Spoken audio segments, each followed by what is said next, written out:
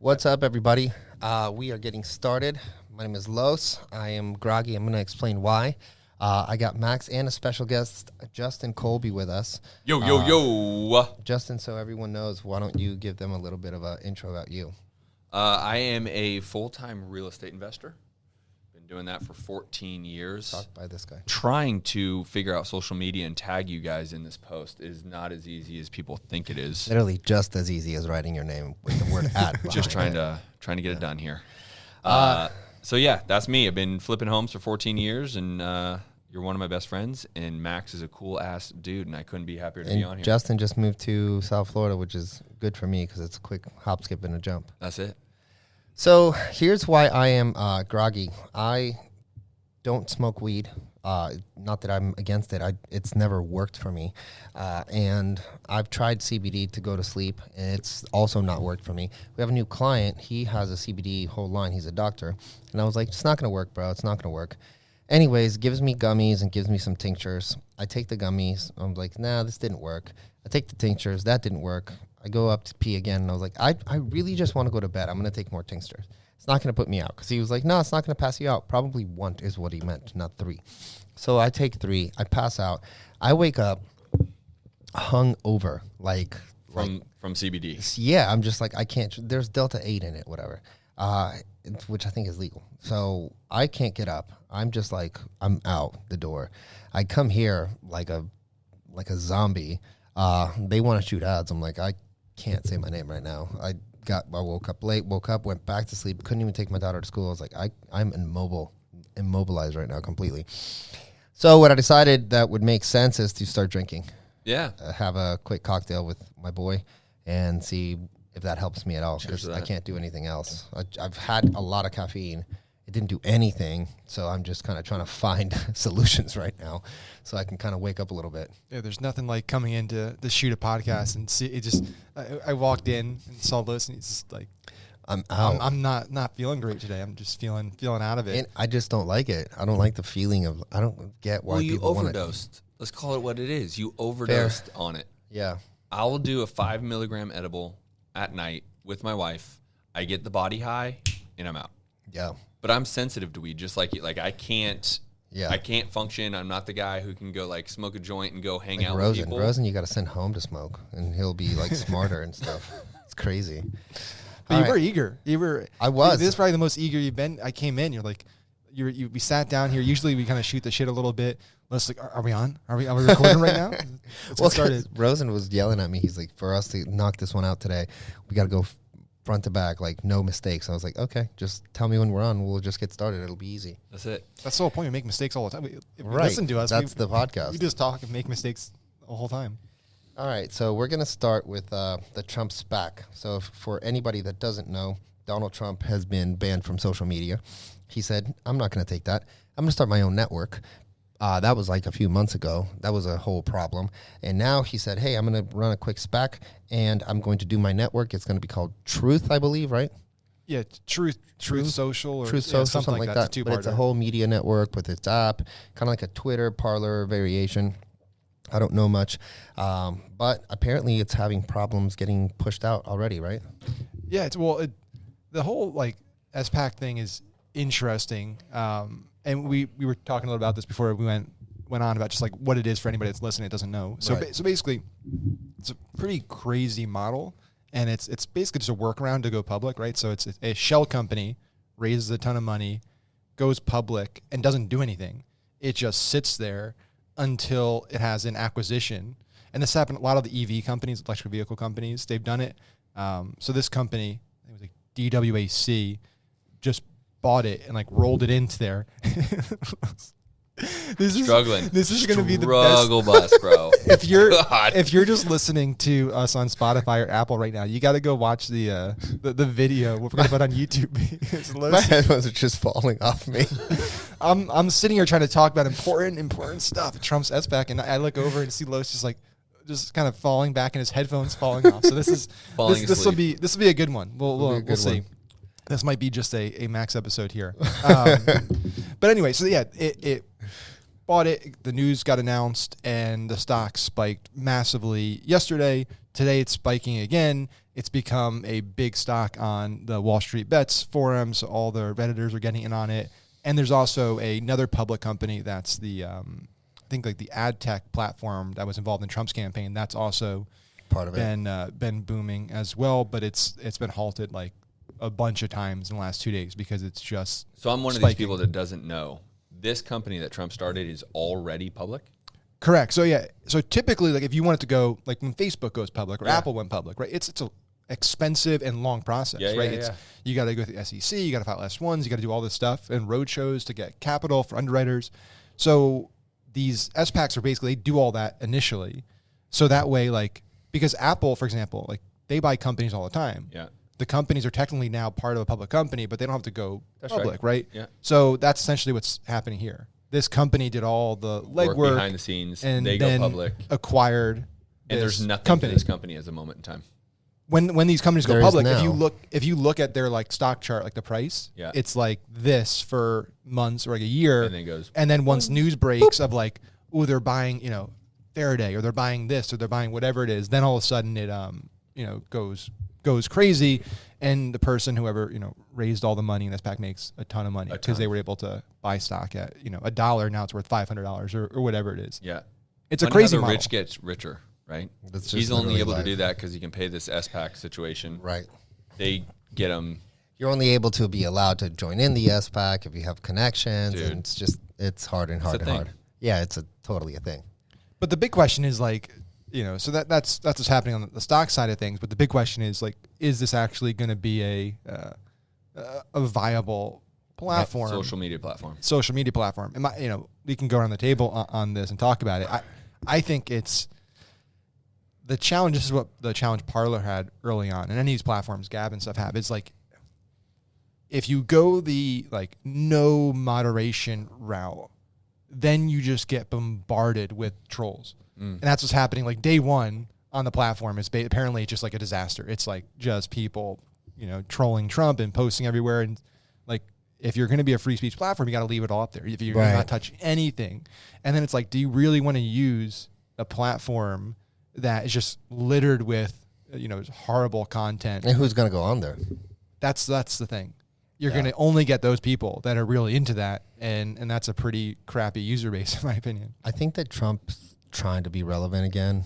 I don't know. I think he swears that he did. He said that he could beat DeSantis on being president. Like, the guy just needs more attention. I don't think a lot of people, I think definitely the Newsmax crowd's going to jump in on this and be like, yes, me too. Like, I'm in on that. But the majority of people are not going to do much with it. And I also think that it might even get censored again. Like, just because it's him, people just despise So let's the take a guy. poll. Out of the three of us, who would actually actively participate in that platform? Invest or participate in the oh, definitely use it. not.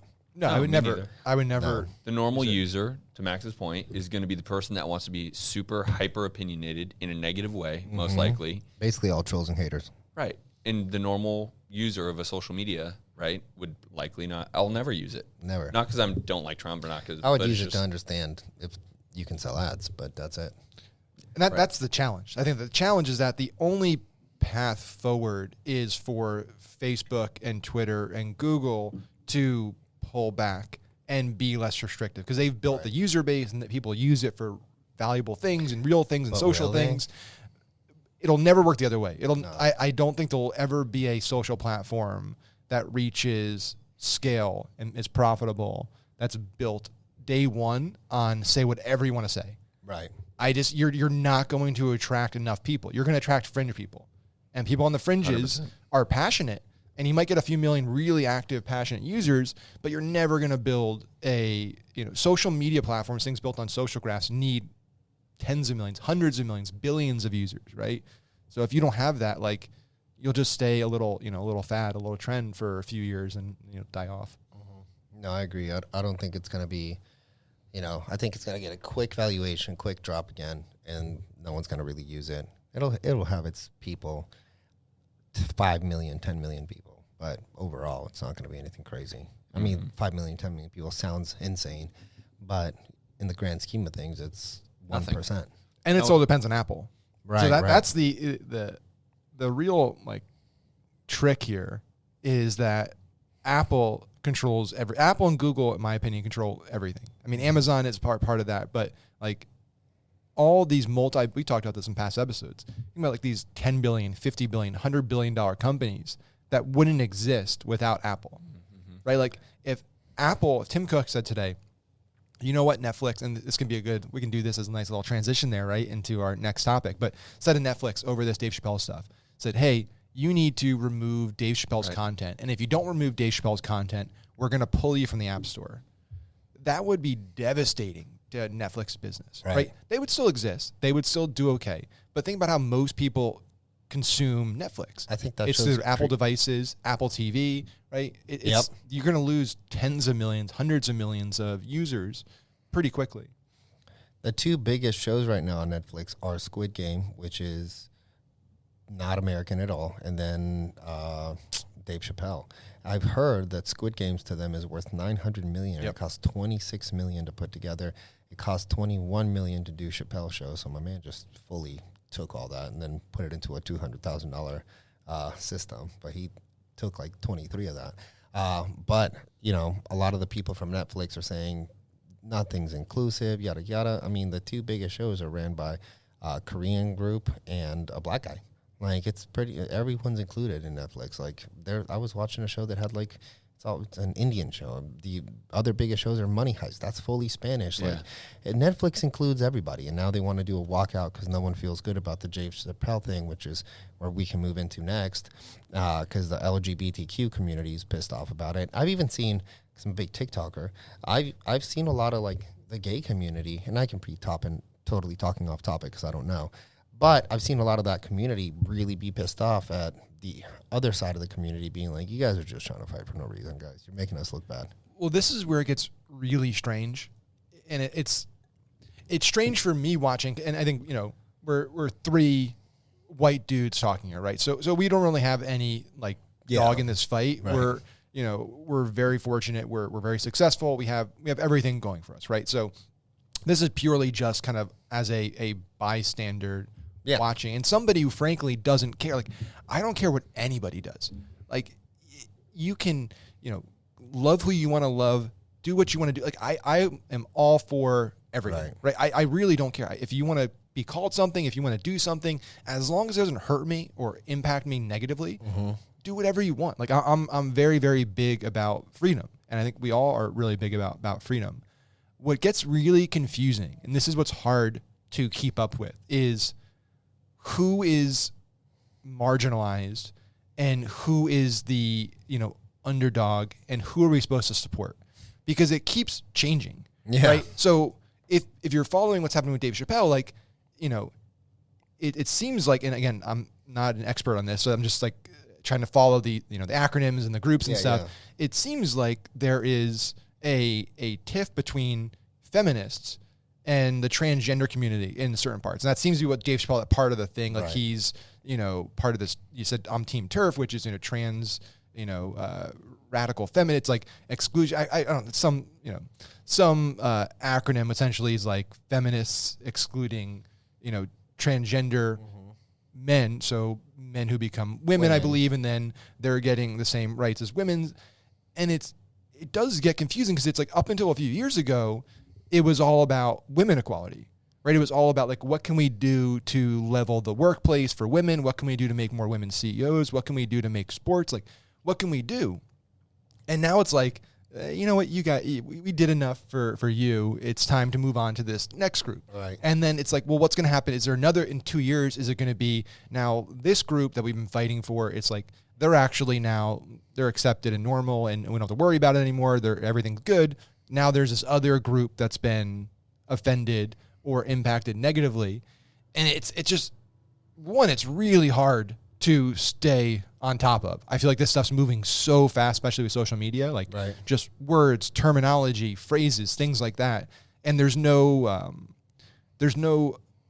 ability or understanding to let people like just catch up.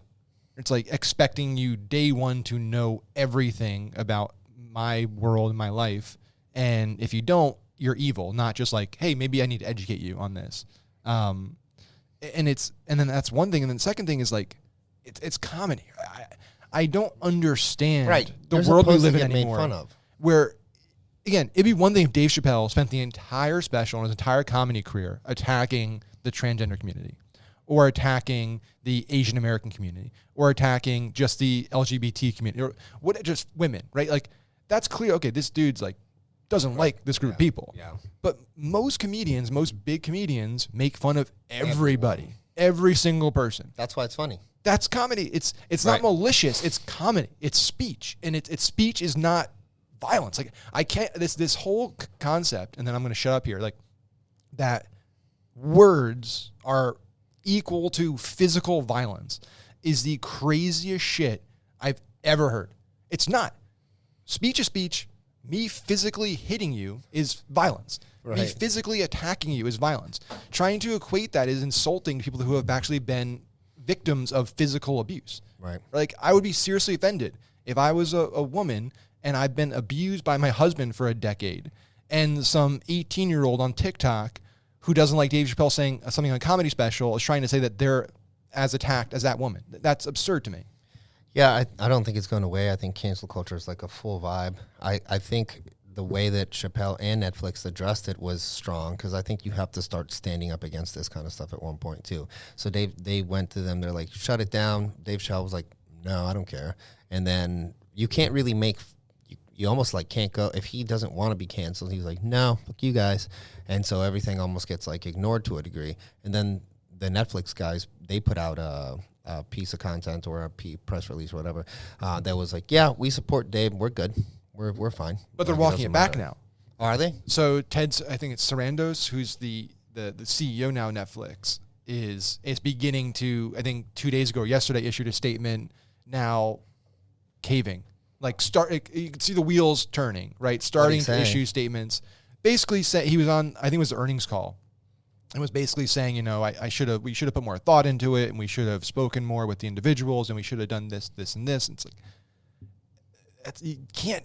That is the mistake that all these CEOs are making, is they're not just holding, like, if they just held firm and said, this is our position. Listen, if you don't like working here, if you think this is a hostile work environment, which is insane, because working at Netflix, like, they have unlimited vacation days. They're probably paid well above the average salary, right? You're working at this fast-growing company, that's putting out massively diverse content from incredibly array of directors and actors, right? If you don't think that company is good enough for you, it's a you know, employees market right now. You can quit and you can go try to find, maybe Hulu or Disney will, you know, they'll change it up for you. Maybe NBC will change it up for you, and they'll cater to the way you want the company to be run. Or here's the thing, go start a company. Right. This is see how it is. It drives me fucking insane when people complain. It's like, nothing is stopping you from going out there, taking your vision and starting a company. So if you really feel that there is a massive void and a massive opportunity for this content, which is what a lot of the individuals that walked out were saying, is like, we want this fund, we want this because there's so much demand for this content. That's your argument. Hey, as an entrepreneur, that sounds pretty good. You're saying there's this massive opportunity and it's undermet and nobody's doing it. Like, go ahead, go out there, you raise some money, go try to get some directors on board. Like, you're saying everyone wants this.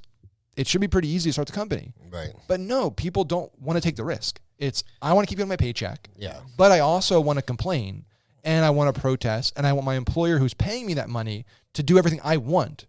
But I don't want to take the risk, and I don't want to have, you know, I don't want to lose my paycheck and stuff. Like, I want the safety, but I also want the ability to be this kind of, you know, rogue agent. And I want to be able to leak documents and all this stuff to the press. It's ridiculous to me. Is this all Gen Z people for the most part?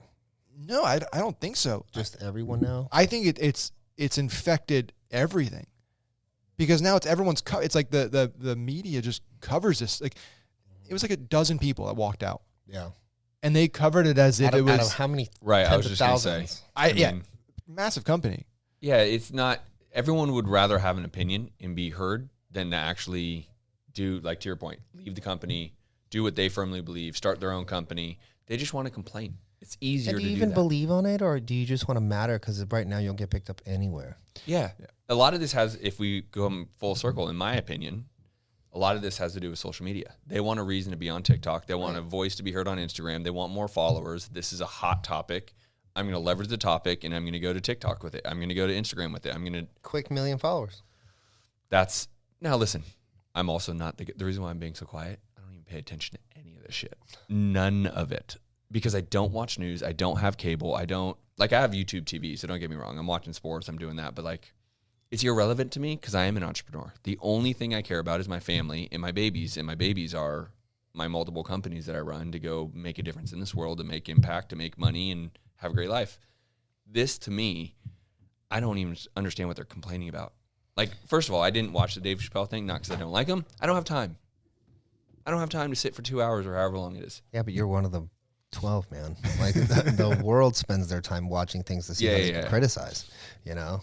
And they love to criticize. Oh, it's the best. Back to Donald Trump. He had more haters than anyone in the world. I think Joe's catching up. Joe, I love Brandon, too. Did you see and we can go back to Netflix, but Jeremy sent this over to me last night, the town hall he did with Anderson Cooper. No. And there's a clip of him, he's answering about inflation, and he's holding his hands are like frozen as if there's an imaginary podium in front of him, but there's no podium. He's just standing there, and his hands... Not even a desk or anything. No. It's like in midair, but it's as if he's like resting them on a podium, the way they're standing there. And it's like a solid minute of him just standing there listening and then talking. Cringy. Trump had a ton of gaffes, and Biden has a ton. I mean, it's been like, it's going to be 8 solid years of just nonstop, joke of presidency. Just like a running blooper reel that we're going to have 50 years from now, they're going to look back on this 8-year stretch and be like, what was going on? What were these people doing? Well, this gives us another good thing to talk about, which is the numbers just came out in COVID is 80% down in Florida. 80%. 80%. I'm glad I just moved here. Yeah, which is crazy because it's the one place where everyone hates. They're like, oh, you guys have all the no mandates. Everybody can just live their life. We're like, yeah, it is what it is. It's looking good. I don't know what the good or bad thing situation is. I'm not saying that DeSantis is doing the best thing that anyone could do. I applaud him because he's doing some cool stuff that's working out for us, and I live here, so I'm good with it. I definitely don't see like New York and Cali being better off because of it. No one's trying to leave Florida to go to Cali. You know what I mean? Well, so here's one thing that I thought was really impactful. The little amount of social media I even watch, there's a really great doctor on there, and I'll leave names out, but he's very even keel about everything. He's pro-vaccine, but he's very supportive of people's understanding of why they don't get vaccinated. I'll just remove that whole thing. I firmly believe every person in the United States alone is going to catch and have a day with COVID. I don't see a way around it. I'm not a doctor. If you're vaccinated, you're going to catch it. You just might not feel as bad. I've had it. I think you've had it. Twice. I don't know if you've had it. But every day has their day with COVID. Every person's going to have their day. So make that a recognition in everyone's head. You're going to get it. Choose whether you want the vaccine or not. Yeah. Everyone's getting it. Stop the nonsense, because this is a ploy for social media. This is a ploy for politicians. Beyond that, this is a fluke. By the way, I respect all the losses that have happened. I get that this is not just a simple flu. But ultimately, everyone needs to make a simple decision and be done with it. Stop the bantering back and forth what's right and what's wrong. That's my kind of take on this. I love to hear Florida's decreasing, and I would guess because it had such a spike, so many people got it, and now they all have the immunity to it. I think there's a real thing about the immunity, yeah. 100%. The numbers are now just you can't give it to me, I can't give it to you. Not certain if you've had it, but maybe you can, but it's probably I would assume everything, the more you get it, the less it works because you're getting used to it. I wouldn't go get tested, right? I might have a day or two out. I get tested all the time just because I travel a lot, so I'm always tested. Well, in being a family I just left Mexico and I was fine. Right. Well, it took me, so I was in Mexico. That's how I got it. That was fun. It took me 5 daily tests after I came back from Mexico before the 6th test gave me a positive. So I took 5 tests straight. Negative, 6 positive. So that's like the other unique thing is like you don't have to feel like you're on your deathbed from a flu before you can become positive. So where's that fine line happen? Meaning even if you're vaccinated and you don't even know you have it, or not vaccinated, you don't even know you have it. Like I had it, but it took me 5 days of testing before I tested positive. Yeah, I mean, a lot of people get it that are, asymptomatic, but you can still spread it, which is what made this so, devastating from a transmission perspective, is that you didn't know you had it, but you could still be out there feeling great and giving it to people. I think you're right in the sense that it's going to be like, it'd be nearly impossible unless you never left your house and never anybody come to your house to like not be in a room or somewhere with somebody that has it at some point. I think that's just inevitable. Right. I think you're going to catch it, though. That was my point. I think every person in the U.S. will catch it, whether they have the same effects, same feelings, whether that's definitely a no. You're going to get it. So make a decision on what you want to do. Do you want to be like after having it, and I beat it in 2 days. Like I was fully 100% better in 5 days. 100%, I can go run a marathon.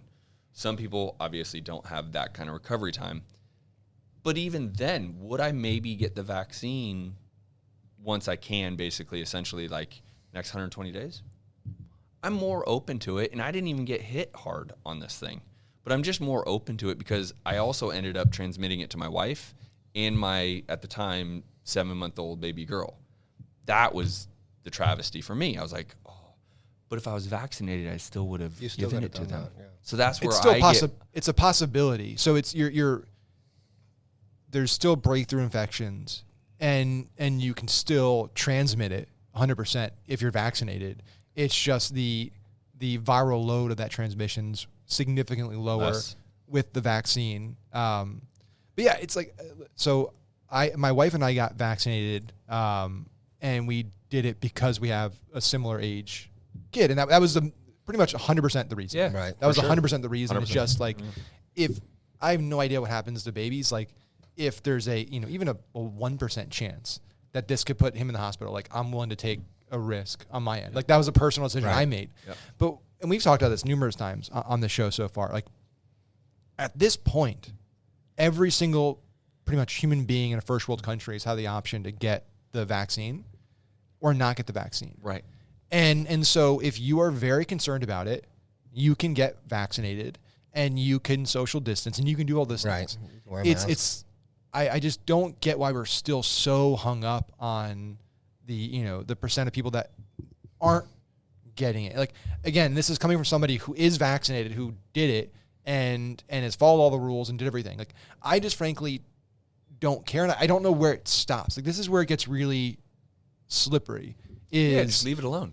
Everyone had the chance. So everyone had the chance. But here's where it gets slippery is that, the initial push for this, when this all started was, okay, we need to get the vaccine. So we're going to slow the spread. Everyone's going to quarantine in their house for a few weeks. And once we get to a point where there's vaccines, like we can go back to normal. And it was marketed to us like these vaccines would work. They used the word vaccine also, which I think is as a business owner and marketer, we know that there are certain things you can and cannot say, right? If you make certain claims, you can, get fined. Like there's liability to what you say. And so when you market these things as vaccines, most people, me included at the time, thought this is like the measles vaccine, the polio vaccine. I get that. I don't get it. You're giving me a dead, basically cell of the measles vaccine, and my body's recognizing it, creating the antibodies, and then if I ever encounter the real thing, like I'm good for forever, for my entire life pretty much. These things, it doesn't work like that, first of all. It's a totally different type of vaccine that's never been used before in this fashion. And two, now they're showing that 6-8 months after you get it, you need a booster it's shot. Way less effective. And now these boosters came out. And this is where it starts to get weird. Like for me now, I'm thinking about well, do I want to get a booster? And if so, and then in 6 more months, we're going to get another booster. Well, now am I going to spend the next 30 years getting boosters, these shots that still don't have a lot of data injected into me? Like each time you run the risk of something bad. I don't know. It's and now you can mix and match them. So I can. Yeah, which I got the seems Pfizer, weird. but now I got the Johnson & Johnson. Then I'm getting the Moderna. Whatever. I'm just vibing. Like that. That doesn't seem right. Like that doesn't seem like that's a play. I mean, I get it to a degree. Like, yeah, I guess. Like, so have you been vaccinated? No. Okay, so I haven't either, and I just mentioned I would maybe consider it, but here's the thing. So the reason why I think I beat it so fast, and why maybe this is going to be a hot topic. So Ivermectin is a real thing, and it works.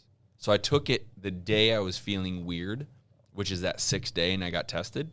I called my doctor. This is my doctor. It's a men's doctor, and I said, "Hey, dude, I feel very strange. I don't feel sick. I feel like I have a body high. I OD'd on weed." CBD. Right? I was like, dude, he was like, let me get you some Ivermectin, because if in the best case scenario, it stops it.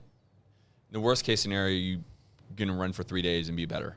So the reason why this is not nationally, I just found this out, by the way, so that's why it's on top of my mind. The reason why people don't talk about this, and most doctors are going to say this is for worms, is because they could not get the vaccine passed if there was an actual cure.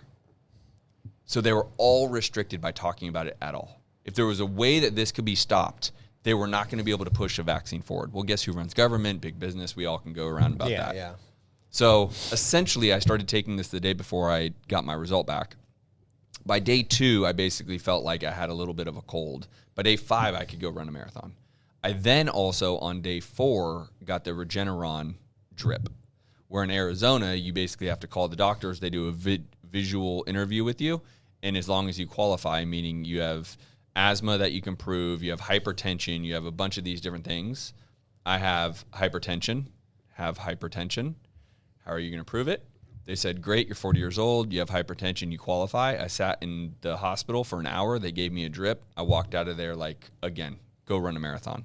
Between these two cures that are not the vaccine, and yes, I understand Regeneron doesn't have a lot of data on whatever side effects they are, but like, I can tell you I'm way more on the path of that than the vaccine, because the vaccine was forced, and never in the world of medicine have we forced a vaccine, which isn't aggressively ever. And on top of that, there's 2 cures essentially that my wife couldn't get because she didn't qualify because she's younger and blah, blah, blah. She had a hell of a time for 2 weeks fighting COVID.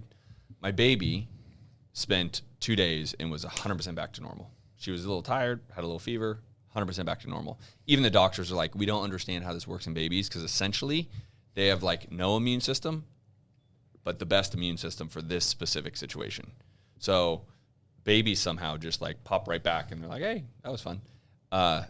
There's 2 cures, in my opinion, and it worked, right? 5 days I could go run a marathon, Regeneron drip.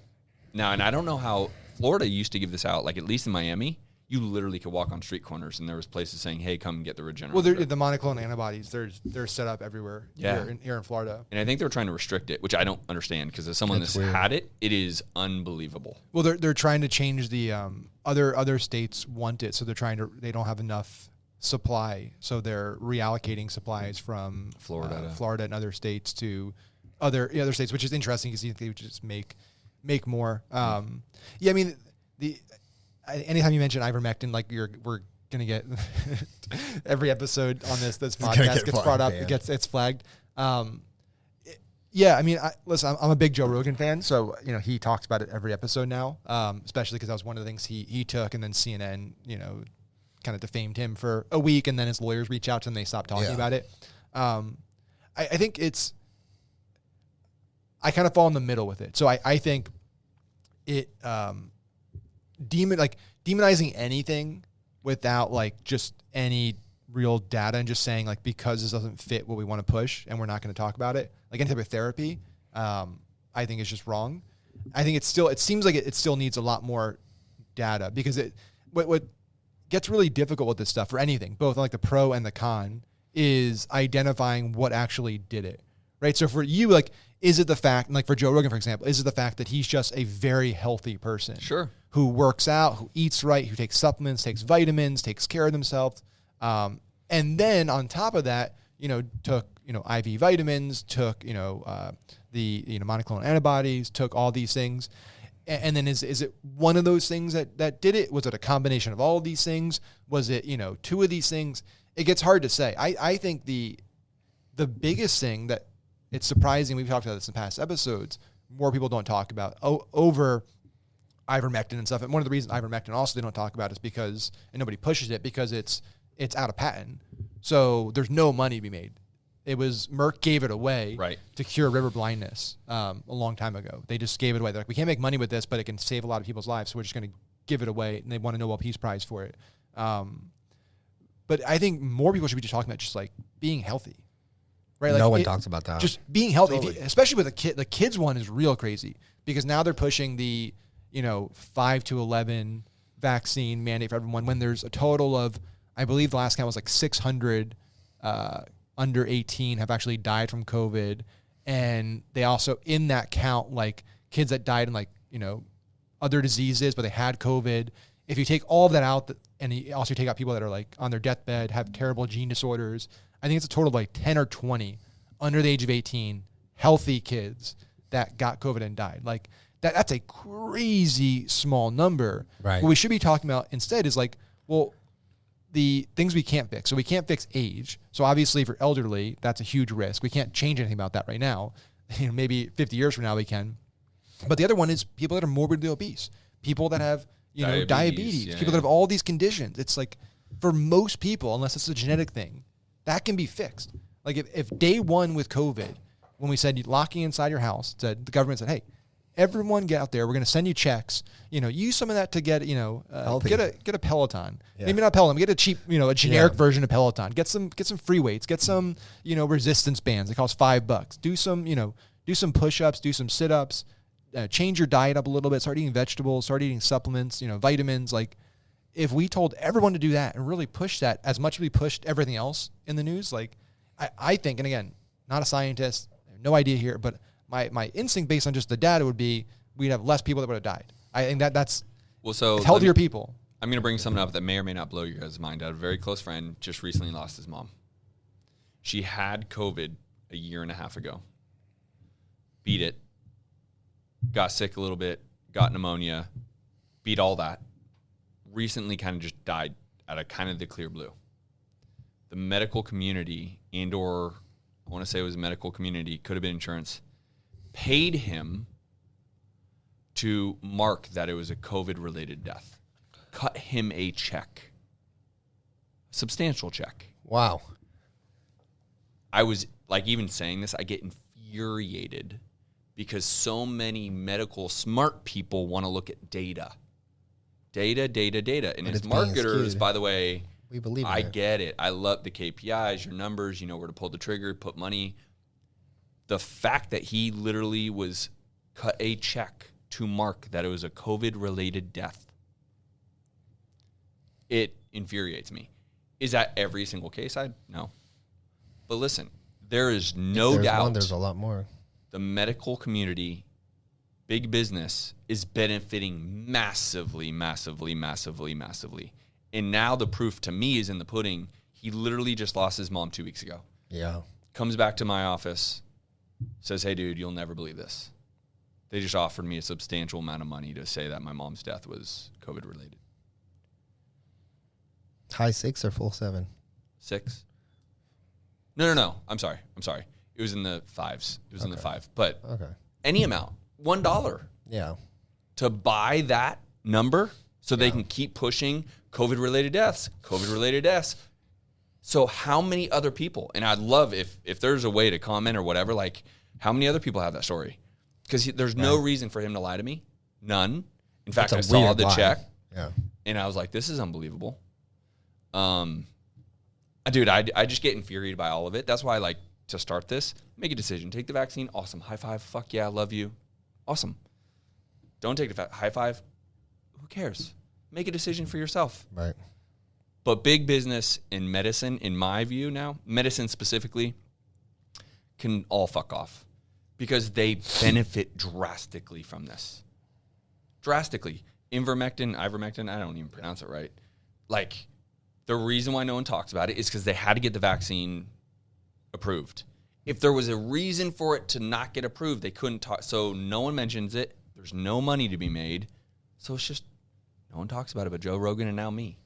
Because I took it, and it fucking worked. And my wife didn't, and she was sick for 2 weeks. Chops took it too. He's in the Fighter and the Kid. He talks about it all the time. Dude, I'm not political. That's Right. why I didn't talk anything about politics. I don't watch the news.